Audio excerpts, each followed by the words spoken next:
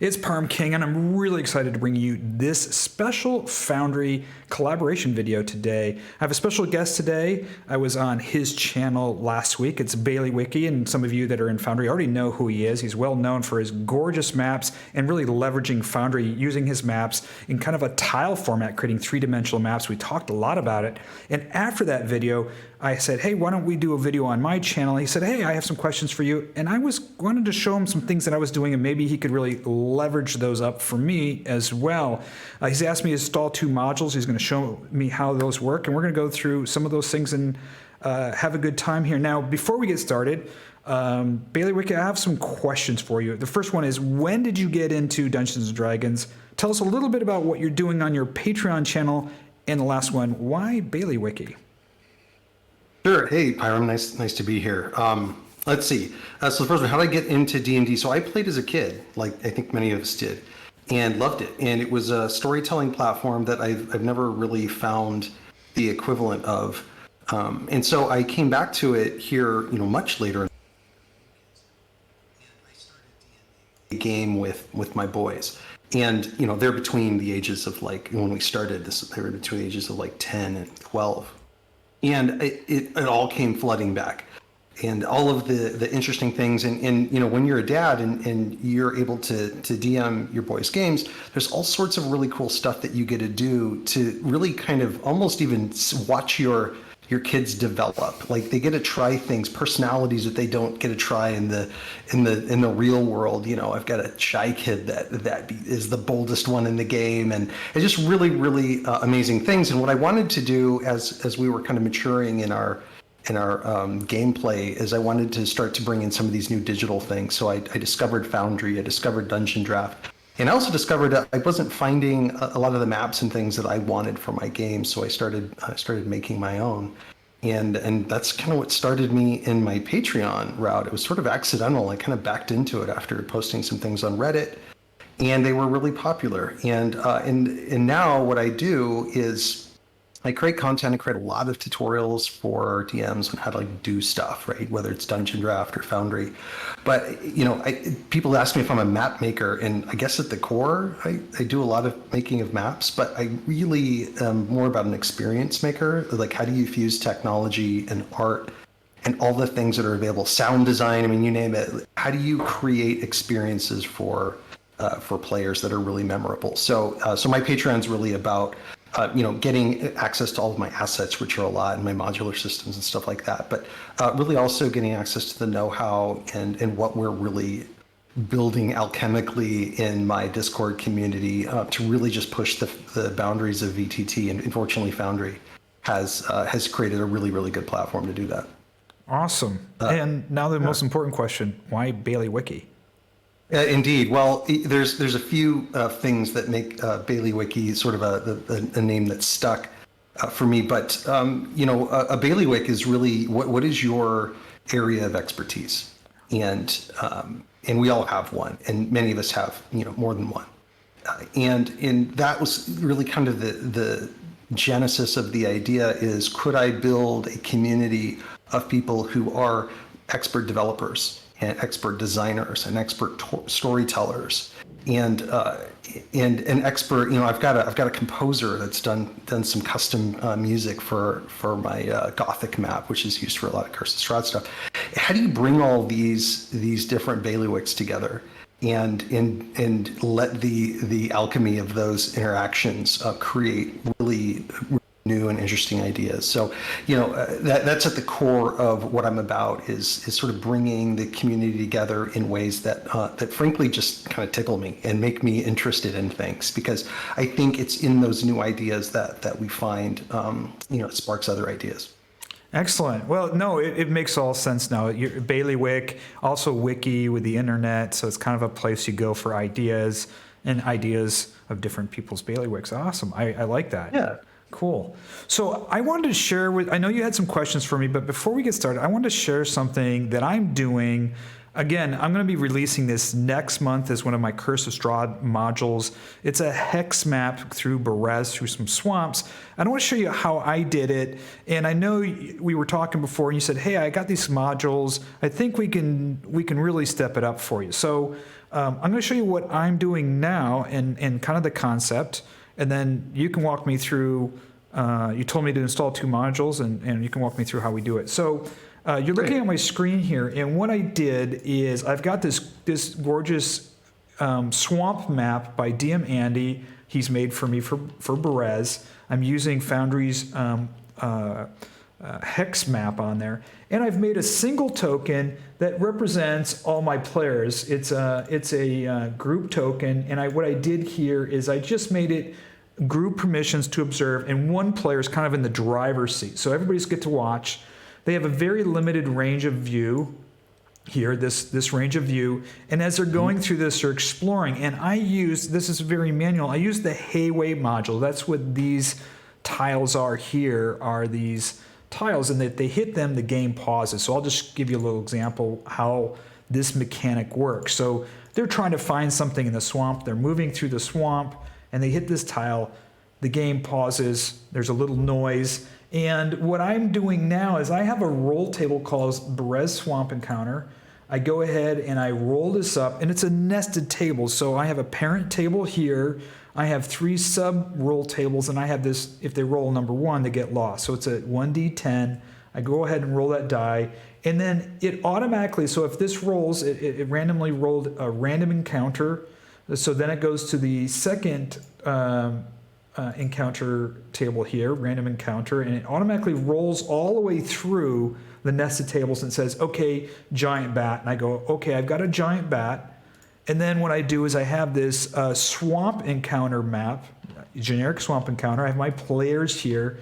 And then I go over to my actors, and let me just zoom down here, random encounters. And I think it was giant bat. And so I find the giant bats, and then I just drag them in here, and then I, begin the combat encounter. So it's kind of it works well. It's a little manual, and with all your active stuff that you do in your tiles, I thought, hey, I want to show this to you, and you said, hey, you know what? I think we could do better. So and make it a little. Well, bit... you know what? I just have to pause you. I love this. I love all the randomness. It's great. Like we really get into storytelling, and everybody's on the edge of their seat, like what's going to happen next, and you don't even know.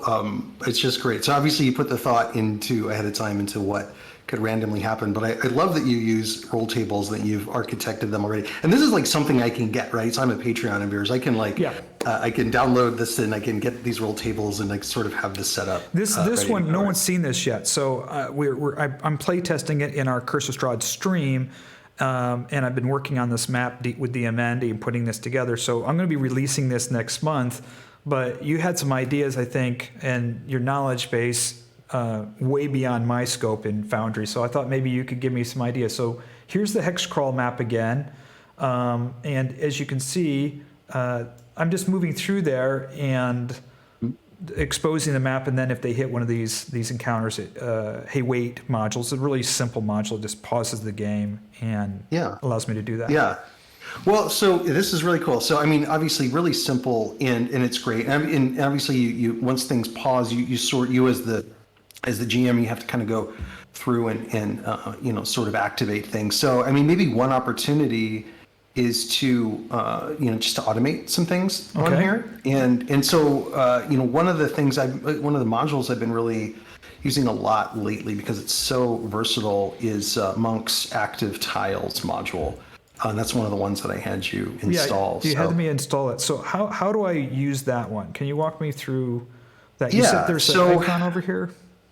Yeah, well, just to give you an idea, so Monk's Active Tiles is a lot. You can basically assign a bunch of rules and triggers to a tile, and you can have them stacked infinitely long, so you can do quite a bit. And what essentially it can do is it can replace what you're using Hey Wait for, and then it can add to that functionality some other things that might be, they might be helpful and create some automation. So what we want to do is just create a new tile. Okay, I got a tile control here. Yeah, and make it roughly the size of one of your hexes. Okay, I'll just draw that right here. That looks okay. Perfect. Yep. Okay, and so it brought up the config, and you notice on the right what Monk's Active Tiles created is that triggers tab. So let's click on that. That wasn't there before. Exactly. Okay.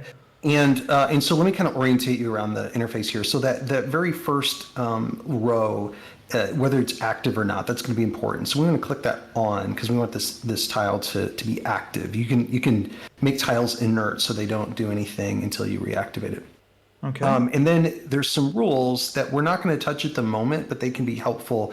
In this case, it's saying all tokens, any token crossing over this tile will be able to trigger it, but you can change that to other things.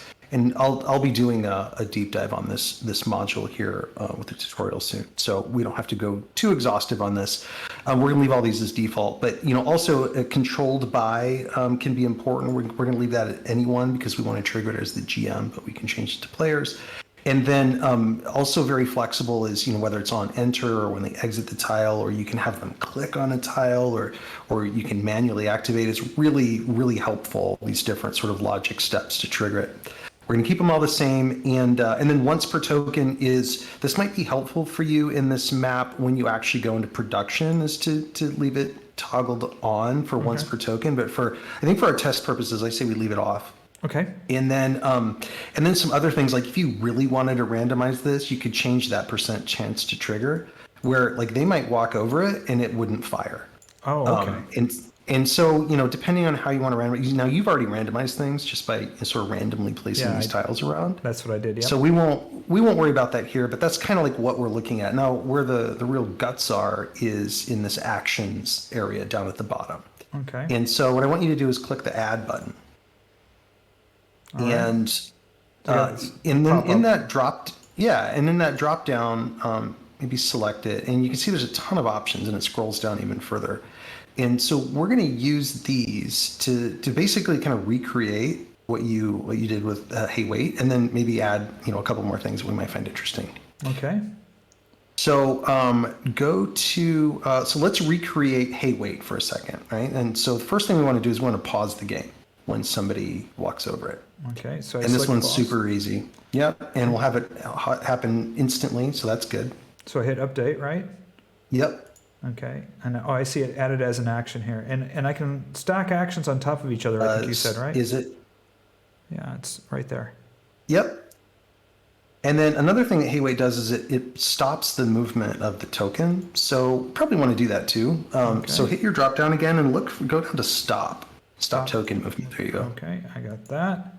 And this is nice because it'll stop them whether or not they just arrow key into the space or whether they drag their token across it. It'll stop the token's movement, so that's helpful. Okay, perfect. And then another thing that Hey Wait it doesn't quite do, but we can make it a little bit extra, is we can have it add a little like notification to everybody, like that something happened, right? So if you that's it, send notification. And just think of some kind of like, message that you want to send all the players if they, perfect. Oh. Fantastic. Okay, and I should make this a warning. Sure, why not? And then it'll show up for everybody. And it's kind of cool. You can have it just show up for one user. If they just find something, you want to make it kind of special, that they noticed something and others didn't. All right. Okay, so now we've essentially got like this Hey Wait sort of thing going on with an extra little flair of sending a notification. But if we want to do some automation, there's a really cool function where we can fire a roll table. So really, hit your drop down again, and oh, I see and it right look here. for roll table. There you go. Okay. And roll table. I got a lot of roll tables. There it is. I love it. That's the one I use, the nested one. Love it. I don't want my players to see that yet. I want to be able to reveal it. Okay. So I should do that private GM, right? There you go. Perfect. Okay. All right. And so now we just automated that function. Wow. And you can literally like copy and paste the tile that you created and put it into other, replace your other tiles with it. So I hit update, right? Yep. And we're good to go. I can test this now, right? Oh yeah, let's test it. You never know if we mess something up. So I'm going to clear out my chat log, and I've got my players are going through there. Now, just out of curiosity, I guess I should just double check. This tile is invisible at this point. I should make it invisible, right? There we go. Yeah, try it invisible and let's see how we do. Okay, here we go. So I've made it invisible. It should fire it just fine. And There we go. Oh my, I think we are in trouble. And yes, it went right through the roll table. I've got the awakened tree is the random encounter through the nested table that popped up. So it did everything. I was just doing kind of the longhand method. You know, I paused the game, but it's done everything for me. It's done the roll tables, paused the game, it's given him a message. That's awesome. That just took a lot of, I mean, just in the sky's limit. You could have it play a sound, you know, or you know, I mean, there's so many things you can do with active tiles. It's super fun. Yeah. Wow. So I have them come to the swamp encounter, and I just want to show you what I've done here. I'm using this generic, you know, I drag in the bats like I showed you before. So I have this generic kind of swamp map that DM Andy made for me, so I could just have these random encounters on here. So I got this tree awakened in here, and you said I can pre-populate all of these random encounters in here, so I don't have to. Right now, I'm dragging them, dropping them. So how would I do that? So I have this awakened tree in here. I have to actually go to my my actors and go to random encounters and swamp. I have my awakened tree. I would just drag those in here, right? Yep. So I'm gonna have like I'm gonna have 4 of these awakened trees surround them like this. I'm gonna have one here, one here. So the way I do this is, there's a little pause in the game because I don't know which creatures are gonna come up, and I kind of lay these around on here, and my players are all in the middle. So there we go. I would start my combat encounter now. I'd just highlight them all, and I'd start my combat encounter. That's how I go about it. I love it. So this is great. And so this idea of like I have a random encounter, but how do you make it so it's easier to like launch these on the fly? So since you're already going through the trouble of kind of making these, I think there's a really cool module called Quick Encounters that can do some automation for us here. And with how you have your roll tables set up, like let's do a little experimenting, but I mean, this could be cool. So, so do me a favor. You've got Quick Encounters enabled, right? Yeah. You had me install it. Okay. So yeah, I have it. Quick Encounters is enabled. Okay. Sure. Perfect. Yep. There it is. Okay. So, select your trees. Okay. Do you want me to select all of them, right? Oh yeah, just hold down Shift and click. There you go. I got all of them. Okay, so now that they're all selected, let's make a quicker encounter of it. So the way you do it is you go to your token tool on the left, and then down below you'll see a fist, and the fist was introduced by Quick Encounters. So click that. Okay. And and so here we have our 4 awakened trees. Now what's interesting about Quick Encounters, it'll save the trees in their orientation, where they're out on the map, even what altitude they're at.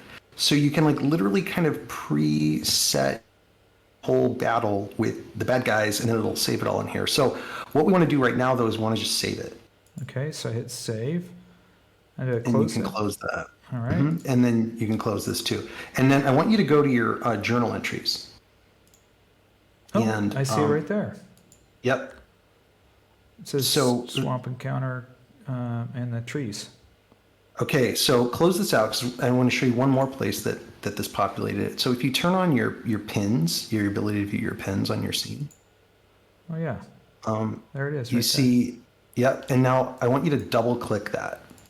By the way, that's invisible to your players.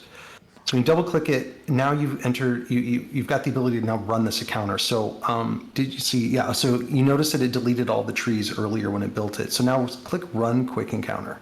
Okay. Oh, there they all are. Oh, and it started the combat tracker too. Yep. Pretty nice, right? Okay, so now you've like just taken sort of a pre-staged battle and instantly deployed it. And, it remembered where I put all the trees too. Exactly. Wow. So imagine like if you delete all these trees and you built an encounter with I don't know what else you got, like rats or something. Yeah, I made another encounter. I'll do another one here. So I have let's do let me see, I got some creatures here. We'll just do swamp. Oh, we'll do these we'll do a couple shambling mounds. Those are pretty like it. Pretty deadly. We'll do 2 of them. These are pretty high level characters. So I'm going to drag one kind of coming out of the... Oh, That's a grabbed the swamp lady. Yeah, I grabbed the swamp lady, not the shambling mound. So here's the shambling mound. It's down here in the water, and I'm gonna have another one coming up down from the north up here. So we got these two giant shambling mounds hoarding in on our players there. Okay. Great. So I would do the same thing. I hit shift, right? Yep. And hit shift, and then I would go over here and select the fist. Two shambling mounds. Okay, hit save. Perfect. And you said there they are. So I have two of them. They both say swamp encounters though. Yeah, and I think we're going to want to do something here to make this work on a roll table. Okay. So go in here and change the name and say like swamp tree or whatever you want to refer to this as. Okay. Because we want to give them unique names. Because if we put them into the roll table, it'll look them up by name. Okay, there we go. So I got swamp mound and swamp tree. And here's my normal roll table. So I'm going to create a new one. New table. And I'm going to call this quick swamp encounters. Okay, and there it is. So I have that here. Now I should, because I could be able to drag in journal entries. This should work, right? Should work. Hey, all right. Boom, boom. So this is a 1D2. Hit update, and I'm going to maybe untick the replacement. I forget how they work. You know these better. Yeah, I think if you untick it, then we'll be able to test both of them, right? Okay, so let's just test both of these. So I roll that. Okay, there's the swamp mound, and I run quick encounter, and we're all ready to go. It's got the nice. Wow, it's got the shambling mounds loaded in there. They're ready to go. I just have to highlight the players and add them in here. There they are. They can all start rolling. Wow, we're going right into combat really quickly here. Music's kicking in. A couple of things that are impressing me. First, you're using that. What's the module called? It's called Carousel, Combat Carousel. I really like that. I've been thinking and testing it, and that looks a lot more helpful than. Yeah, I don't like this vertical tracker. one, and this gives the player some additional information too, right? Yeah, no, that's good. Yeah, that's interesting. Okay, do me a favor, just to really scare our characters. Roll your roll table again. No, leave the combat. I just want to see if it adds or just kind of show people you want to kick it up a notch. Yeah. Okay. Yeah, exactly. Yeah. And then if you run that, will it add them all to? It should add them all. Yeah, they're all in the combat tracker now. Yeah. Now some trees have showed up now, and now I'm gonna. Oh my gosh! You could just stack this. This is awesome. Yeah. And you can even players will hate you. Players will hate you. Well, a couple of things the GMs want to know. First of all, how would you add one or two trees? Obviously it's easy to delete a tree, but how would you add another one? Right. If you open up the quick encounter screen, the one where. Okay, let me. There it is. So close that out. So don't run it, but just go to the one behind it. Okay. Yeah, and you can actually drag that tree out into the map directly from there. Oh, okay. So I can grab some more trees in here.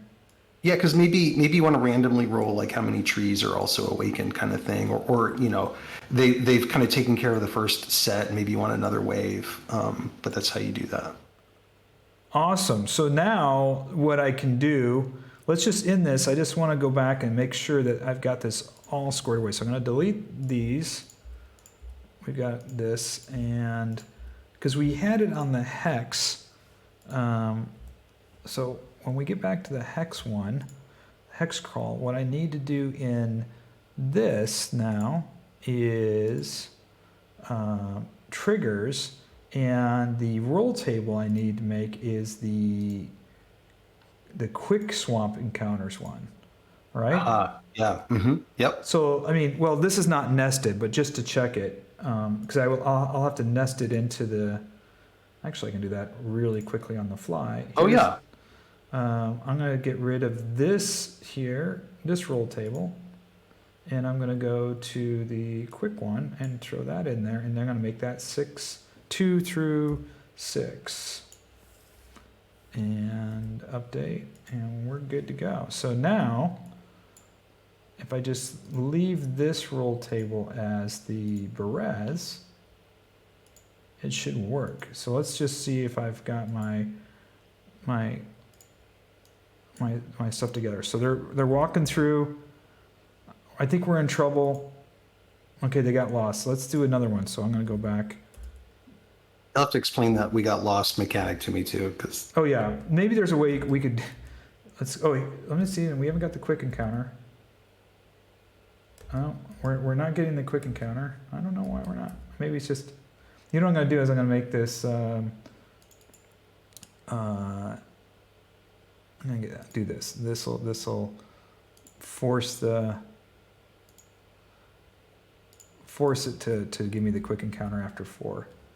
So Now, one interesting thing is if it opens the quick encounter, because I haven't tested this before, well, where will it actually deploy the quick encounter? You know what I'm saying? Like, oh, it doesn't have that map open.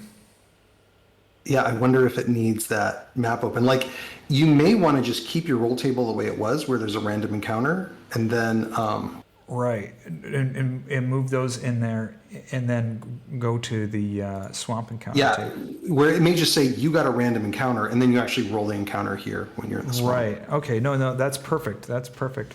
By the way, that module, the active tiles, I think can also switch scenes. So I mean, you could even like. Really? But there might be some logic to do in there. So I don't suggest we test it today. But there might be a way to like automate the scene transition too. But yeah, if you click add and you went into there, you would see some options for changing scenes. So I'll give you the little the rule on the getting lost. So as you can see, the player's been traveling around and they've exposed this part of the map. And in this part of the game, they're looking for a specific NPC, a creature named Baba Lazaga. So they're hunting through the swamp, and they're going through the swamp, and they're discovering stuff as they're moving through the swamp. Now, if they hit the random encounter that gets lost, this is the way I run the mechanic. There are 6 hexagons around it. I'm just going to delete this to make this clean. First of all, what I do is they get lost. They fail their survival check. So I make their token invisible. When they make the token invisible, they no longer see their token. They see what's visible. And then I do a private roll where I roll a 1d6. They can't see it. And it rolls a 6. So I count 1, 2, 3, 4, 5, 6. This direction is where I'm going to move the tile. And then I roll a 1d4. How far do I move the tile from their location? I'm going to move it 3. So I'm going to move it in direction 6, which is this way. 1, 2, 3. So I'm going to move the tile here. Okay. Once I move the tile here, I reset the fog of war. Nice. And I give them visibility again. And now they see the map, but they only see this. So everything's on the map's invisible, and now they start again. So it really, getting lost, I mean, using fog of war, now it'd be really cool if if you think of some way of automating that where it rolls the 1d6 and then rolls the 1d4, and maybe it actually moves the token based on that information. 1d6 is direction, 1d4 is how far in that direction. That would be really cool. I'm sure you could write a macro. There's got to be a macro to do it. I would be surprised. Like, you can move and teleport tokens with active tiles. I don't know how much. I haven't played around with adding logic in there, or if it's even possible. But that would be a really cool sort of next step for that developer, I think, is to add, if it doesn't exist already, to add that ability to do it. Because even resetting fog of war, these should all be things that are possible with that. Because if you did that, you could have it automatically. They get lost, they fail their survival check. It just moves the token in one of the 6 directions up to 1d4 spaces, resets fog of war, makes it visible again, and boom. All that mechanic. That would be really, really cool. So yeah, this is a really fun map. I can't wait till this is out. I thought you were holding out on me, and I just didn't know where this was, but good to know it's on its way. It's on its way. It'll be coming out next month. So I wanted to show you, This is in Forge, so I run my game in my Forge, and I do my playtesting in Forge. But when I'm writing my modules, I write them in my own system here, and I write everything with no modules in mind. Actually, keeping it pretty simple. I wanted to show you this. This is one of the modules from the Burgermeister's house in the village of Barovia. There's no official map for it. DM Andy made this map. Because I wanted to run a wolf encounter here. And I'll tell you how this works, and it just gave me an idea here. So let me go through the notes, and I'll show you here for the Burgermeister. So the way this works is you're in the house, and there's these, if I zoom in closely, you'll see it. There's these windows that have been boarded up. And what I've done is I'm just using the kind of the masking walls on the grid so that I can move things in through it, but you can't see through it, if you know what I mean. Okay. Mm-hmm. And so I have my wolves all up here invisible, and what you do is at the beginning of the evening when the wolf's going to attack, you're going to roll the 1d12 die, and I have an image here. It shows you all the broken windows where the wolves are going to get through. So you roll a 1d12 to determine which windows the wolves are going to get through. So we'll just do that here for kind of shits and giggles. So it's number 8. So you look on the image, number 8. That's this one here. It's going to break into here, and then the next thing I do is I determine how many of those wolves are going to break through the window. So all 4 of them. So I go to the map, I highlight these, I make them visible. 2 of them. I might have one bust through. And then I go ahead and bring in the combat encounter. So in this room, in fact, somebody might not even be in this room. The door's shut. They could be in the other room. Right. And the wolves have broken in through. So at the end of each round in here, I roll a 1d12 to determine. And this goes on for 48 rounds before the wolves are being called back by Strahd. So there's a whole little story here you can read about what's going on, the story behind it, and some notes for the DM to run it. But I'm thinking, you just showed me that the quick encounter, I could build a roll table. And if I understand you correctly, each one of these could be a separate kind of roll table based on the numbers. Yeah, I mean, this seems like really obvious to me. So building each one of these groups of werewolves as a quick encounter, and then assigning those into a roll table. Right. And then, depending on if you want to, you could have it repeat. So if you rolled a 2 again, you'd have more wolves come in through the same window. You could have it not repeat. So it's always going to be a new sort of window. That's just how however you set up the roll table. But it would be great because it would automatically add them to combat and you're ready to go. Of course, you could delete the ones. If you rolled just only one showed up, you could delete the extras, but you could keep repeating that. I mean, that would be a really flexible way to run this. No, I know you're working, because I work with him, and we have a common relationship with Blair, who does the Scene Packer modules. Does the Quick Encounters work with Scene Packer? Yeah, it's a journal entry, right? And then Scene Packer makes sure that the journal entry links within the entry still work after you pack them. So yeah, it's perfect. It's we use it for my maps too. We build quick encounters for a bunch of my maps, and it's Scene Packer that makes it all work out of the box. Oh wow! So I guess I'm going to be going back and updating some more of my Curse of Strahd maps with these random encounters. So this is awesome. I already learned a lot. Now. I re-updated my PDF books and my books in the game, and you sent me a message. You were really interested in the books. I'll just show you what they look like here, so you kind of get an idea. I have a couple of the books in the Valker house, and what I do with the books, I know you saw the PDF. I actually just include them as items in here, and I'll show you. Technically, they're just I got 4 of them here. And what I do is I kind of, as a content writer, I'm always thinking that, to me, the most important question is the why question. What's the motivation behind people? Because once I build a why, and the answers for why are jealousy, love, hatred, vengeance, power, greed, then I'm able to feed in the motive, means, and opportunity. And I like to add items into the game. So, for instance, here I have the Court of Ravenloft, and if you read the official lore in Curse of Strahd, they mention some of these names, but they're also in the crypt. So if you're in the crypt map, there's all these crypts that have these names on it. And I thought, why don't I flesh out some story with each of these locations? So if the people find the book early on, they can read about it, but eventually in the game, they're going to get to the crypt and go, oh, wait, I read about St. Markovia, in the Court of Ravenloft. Maybe we shouldn't open up that crypt, or maybe we should. So I planned I love it. Clues and stuff in there. And then another one I did is and I'll just give you an idea here. So in the game, and this is infamous for Wizards of the Coast, what they'll do is they'll have like a secret room. And what I do in my game, in my modules, you can click on the D&D Beyond link. So if you own Curse of Strahd, you can go to get the official content.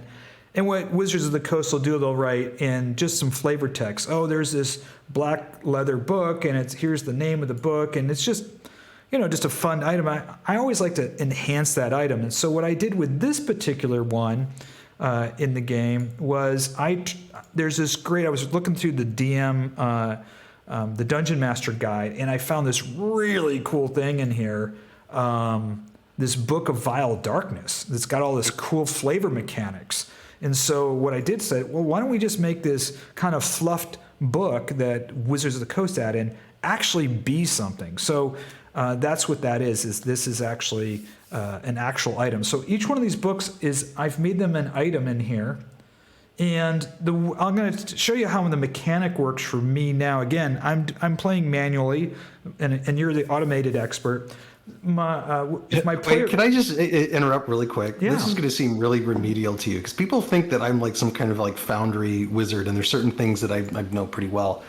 With that journal entry, I just saw it said GM notes. Is that actually just visible to the GM? Is that something everybody knows, but I didn't? No. So this is Core Foundry. So when you do a journal, you have this, you open it up, and it's sort of like a little very basic word processor, has some functionality for headings and everything. And you can highlight this text here and drop down and just make it secret. So when I when I do a show players, so I could show players the text here, the only thing the players will see is this section up here, anything that's not in secret. So when I make my journal entries for my modules for the players, they have the DM notes. The players can't see that, but if they decide to show the player the text, some of them might have some more descriptions.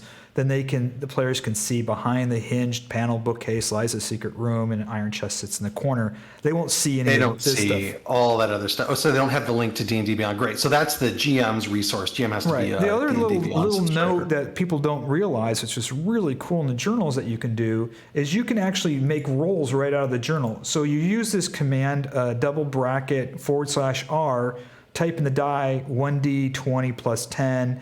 I have Strahd coins worth 100 gold pieces. So when I save that and the players find it, I can just roll it right here and it comes up. Oh, brilliant. In fact, I can do one more thing with that. I can actually put in here a # and say Strahd coins, right? And so when I do that and I hit that, it comes up and says Strahd coins. You found 30 of them. So that's great. You can really make this, the journal has the ability to drag and drop links in here and items. I have like this dragon pipe in here, and the books are all in here. You can open are these unique items? Like what? I've never heard of the dragon pipe. The dragon pipe, and this is another thing from, if we go back to flavored text, let me find this one. Yeah, it says there's a wooden pipe has been passed down through many generations. Like, okay, it's a wooden pipe. Why would the players, it's just a trinket, it doesn't really have any value. I thought, you know what?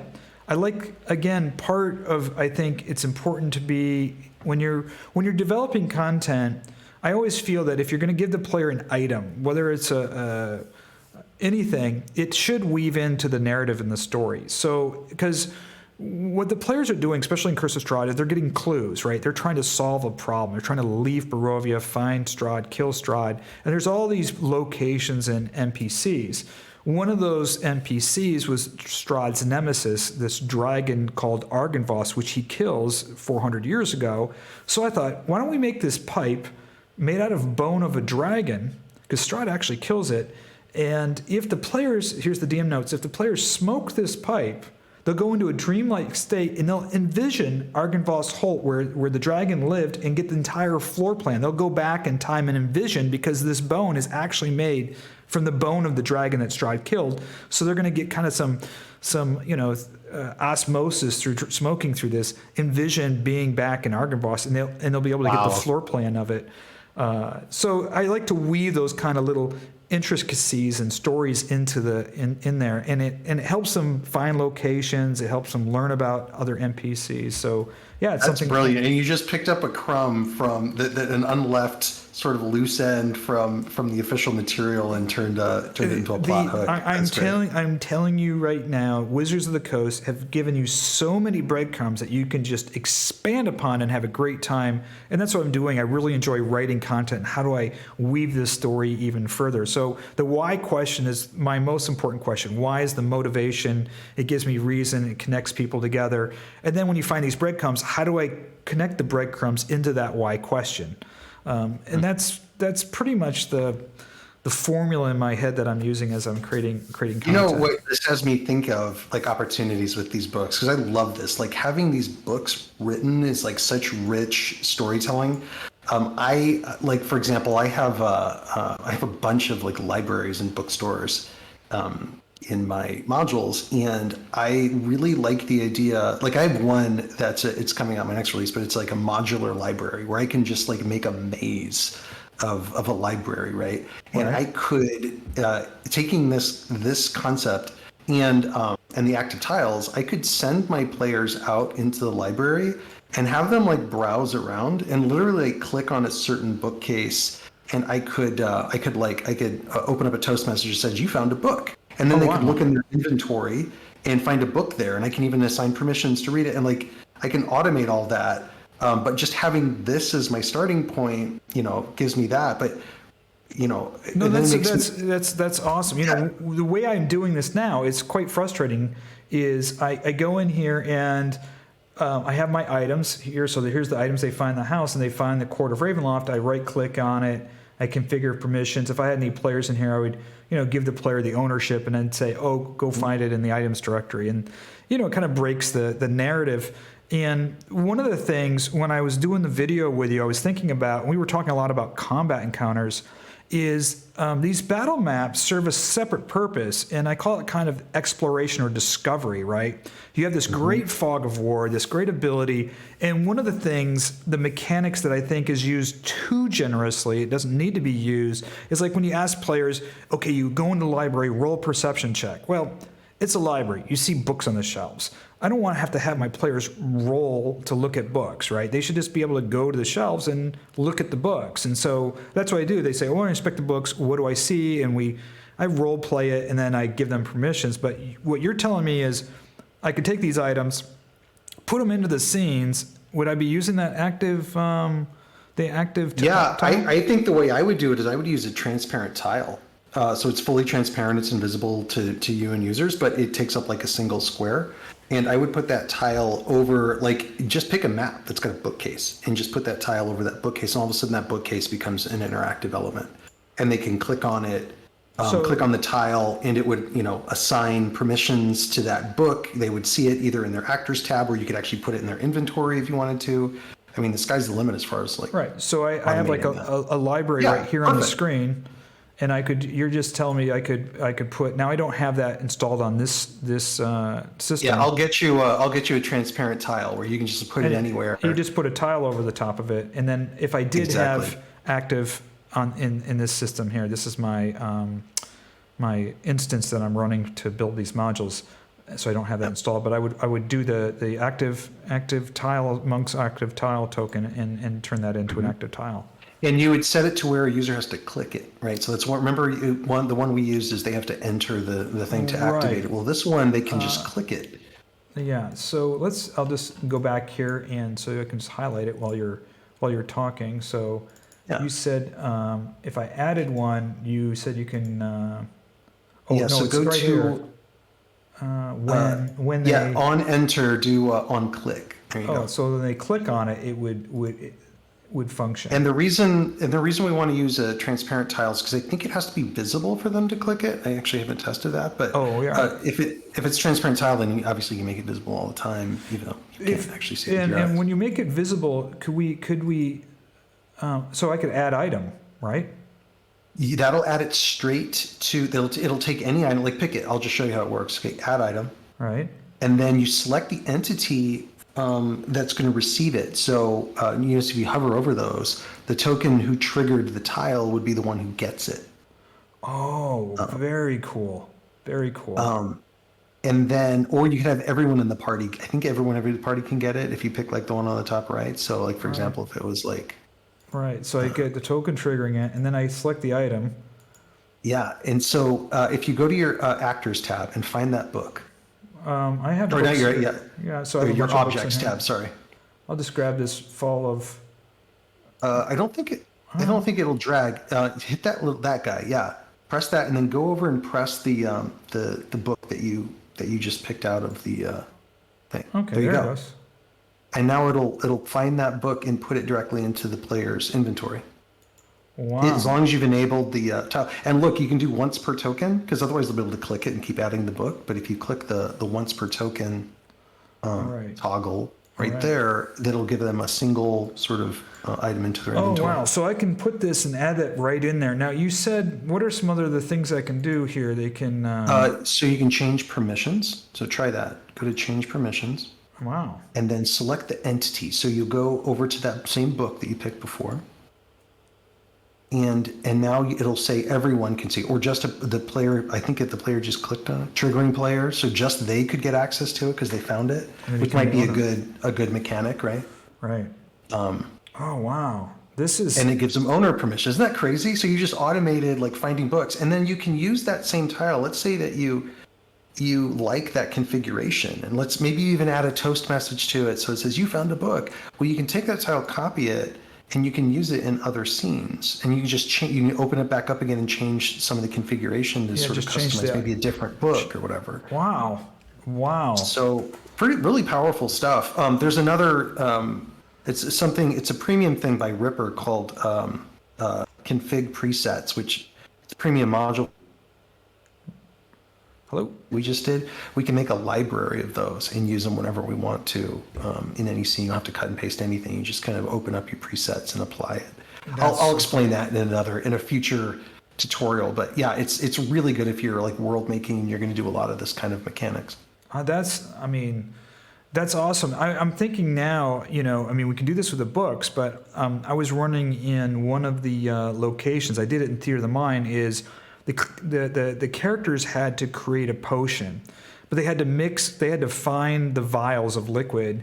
So you could create the vials of liquid. You could hide them, for instance, have the players go search for them. They have to get all the vials of liquids. You can introduce puzzles. Once they get the vials of liquids, they can mix them, and you can use this monk's active token for them to go find these different things.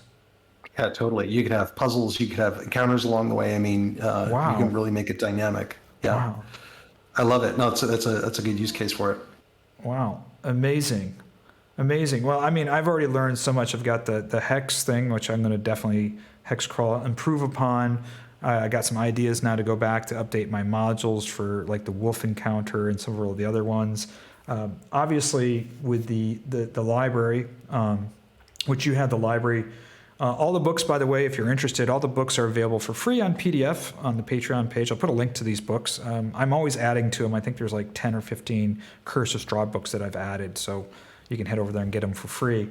Well, you gave me a really good idea. Okay, so imagine this. So I have a landing page for my players for their like headquarters, right? So they've got a mansion that they've taken over and they've customized it and all this stuff, and then they've got a landing page for it. And what I want to do is put an empty bookshelf image there, and then I want to create some tiles as spines of books for the ones that you've done and the books that you've got, and then as they find them in their game, they can put them on their bookshelf and they sort of go back to that and like read these sort of as time goes on. So That's so I cool. love that. That is so cool because each tile image could be a spine of the book. Yeah. Wow. And then, over the course of their adventures, they really populate that bookshelf. I think that would be just a really fun. Oh, that would be mechanic for them. that's a really, you could do one with potions. Oh yeah. Oh gosh. Yeah, you're right. You could just have, you could make like a little wizard or alchemist potion thing and just have all the potions that they make there. Open it up, you could have their recipe in there. Well, you could do it with a map. You can have a map. They put map pins on. I want to show you one other thing. I didn't show you this before. I don't know if you're familiar with this. So I did this. This is one of my first videos actually I ever made. Was my players find this map of Barovia. I got to move their token. So the way this works, I think you might like this and you might have an idea, is they bought this map. So all the players can see it. And I made a party token. They can't move. Only I can move it. I got to get rid of this one here. Well, he's actually, yeah, he's here, but they don't know that. So I got to make him invisible. And my party right now is in Brez. So I hope your party doesn't watch this video, by the way, because you just spoiled it for them. Oh no, they actually know that he left and took off. So. Okay. But they're in Brez right now, and so the players I've set this up so that the players can activate it whenever they want to. They can access it. They can look at it. So when we're playing, sometimes some of the players will jump to this and go, okay, we need to go to Argynvost, or we need to go to the winery over here. What else? The other thing I did for them for note taking is I put all these notes on here so that the players, this is all player access. So if they want to add something in here, they can. Sometimes they do, like they put in notes there. And these are just player notes, none of my stuff. Right? Very cool. So he put in this in here. So the players have access to this map, to the journal entries. So each of these journal entries in here for the player maps, if you look at, Barovia maps, player map. This is the wrong one. Let me go to my journals. NPC, journal entries, player Barovia. So all of these here are given full ownership to my players so that they can type whatever they want to in there. See, they've put pictures in here of the people that they've met. So they can always, these are their journal entries, not mine. And they have them on the map. So I just pin stuff on there. They'll go, hey, can you pin this on there for us? We want a journal entry here to put notes in. So it's a collaborative map journal entry thing. But I love that. Keeps them all on the same page, literally. Yeah, and if you have any ideas, I mean, I'm sure, when we're done with this, you're going to go, oh, wait, I know how to automate that or make that cool or put that thing in there. And I just thought I do a lot of like teleporting. I'll create in big maps like this if they've gained access to a new area and I want them to kind of come and go as they please. I can build teleports where they can then jump right into that location. I use it particularly with like city maps where I've got the street or the corner sort of built out, and then they can go back there, and that might be where a tavern is that they frequent, things like that. Oh, that is a really what module are you using for teleport? You can use a couple of them. I'm really liking active tiles because it has so much control and nuance with how and where you teleport. So I will probably be experimenting more with that. In the meantime, I use multi-level token quite a bit. So I use that. Like I have essentially what is modeled after the town of Phandalin. The entire town is built out in modular pieces using my system. And players, as they sort of discover new areas or neighborhoods of the town, they can then access those from an aerial view of the town, and so they can like move their tokens around and then sort of teleport into these regions that they've unlocked. And it all uses multi-level. That's so awesome. Well, this has been again very informative, helpful for me, and the timing's perfect because not only are my players running this right now and I'm play testing it, but I'm working on building the module for next month for the Brez Hex Crawl. And so I'll be introducing some of the stuff that these great ideas that you've given me here. And now I'm thinking about the books, I'm thinking about the bookshelves, I'm thinking about the wolf encounters, and it's just 2 modules that you've introduced, the monks active tiles and the quick encounters, which I can use easily within the scene packer by Blair, right?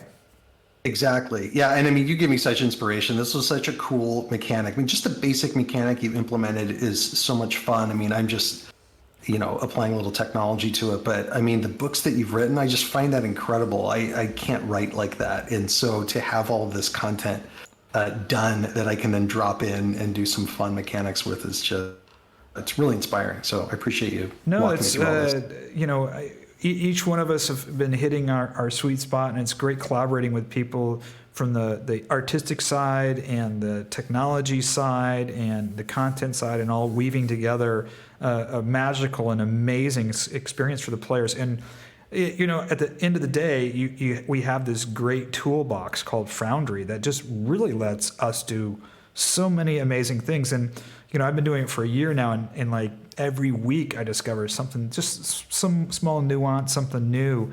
But between the video that you did with me on your channel and this, with the multiple levels and the quick encounters, you're changing the experience. Just now, what I've done is I've streamlined something which is got a bunch of great mechanics in it, but you've streamlined it so the experience is going to be so much more efficient. It's going to be smooth for the players. I really, what bothers me, I'm always trying to fix, is anything that breaks that narrative stream. The players are in the moment, everything, and when you break that because you have to go, well, I got to go to this table, or I have to add permissions, all of that stuff. I got to drag all these tokens out and hold on, I'm setting up, and don't pay attention to the man behind the curtain. Yeah. So this really, right. it's turning Foundry into even a more, taking a toolbox and really making an elegant solution. And I really, really appreciate the time. Again, is there anything else you want to cover here? Not really. I just want to say I really like this problem solving with you, because I wouldn't have thought of doing this until I saw this game mechanic that you introduced, and then I introduced an idea, and all of a sudden we figured out a way using roll tables to automatically deploy pre-built quick encounters. Like, I can use that forever now. Like, that's a great thing. So I just really enjoy these. It seems like we've done 2 sessions. We've sort of figured out how to start problem solving together, and I hope others enjoy this too, because I think that they're all dealing with the same thing. They get one idea, but how do I combine it with another to give my users a good experience? So I love it. No, the other thing is I'm meeting so many really amazing, fun people from around the world. I mean, you're in the Pacific coast of the States. I'm here in Europe and Portugal. Here we are talking online, both reminiscing from our childhood playing this great game and bringing this great technology, introducing it to our own children and next generation, and playing with people from around the world. I have players, Egypt, Canada, Germany, UK, Ireland, playing my game, which I never thought possible. And Foundry is making this experience just more and more amazing.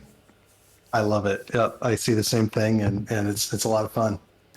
Hey, well, thank you so much. I'm putting a link to Baileywik's Patreon down below and his YouTube channel. Check out his YouTube channel because he goes through really great detailed instructions on how to do everything that you've seen here. I'll put some other links down below. I'll link to all the free books if you want those books for PDF. They're in PDF format. You can use them, on tabletop, or if you're playing on Roll20, Fantasy Grounds, or in Foundry, you're more welcome to use them. Thanks again, Baileywiki. We got to do this some more because this brainstorming, creative problem solving is awesome. I love it. Happy to do it, and looking forward to the next one. Thanks so much. Byron. Everybody else, may all your rolls be critically successful. Until next time.